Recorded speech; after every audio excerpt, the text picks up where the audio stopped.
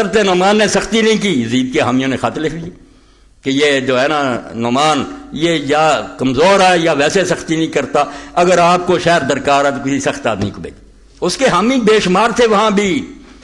اسی وقت یزید نے مشورہ لیا۔ کس سے مشورہ لیا؟ اور پہلے کس سے مشورے ہوتے تھے؟ مہاجرین انصار سے، مگر حضرت معاویہ کس سے مشورہ کرتا تھا؟ عیسائی سے۔ جیسے آپ کہتے ہیں نا ہم وہاں سے آ رہی ہیں ساری ہدایتیں، کون تھا مشورے دینے والا؟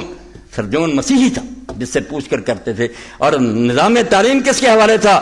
ہم کہہ رہے ہیں آغا خانی بدل رہے ہیں نظام تعلیم، بھائی کیوں ایک عیسائی یوحنا کو دے دیا؟ سارا نظام تعلیم کافر کے حوالے کر دیا۔ اور عبید اللہ ابن زیاد نے محکمہ زکوٰۃ میں عیسائی بھرتی کر لیے۔ تو امام ابو عبید القاسم ابن سلام کہتے ہیں ابن عمر سے لوگوں نے پوچھا کہ زکوٰۃ دیں، انہوں نے کہا بنا دو، یہ گناہ گار سے جب دیتے اب کافر رکھ لیے انہوں نے محکمہ زکوٰۃ میں، اب کیا حق رکھ؟ دین کی مٹی کافر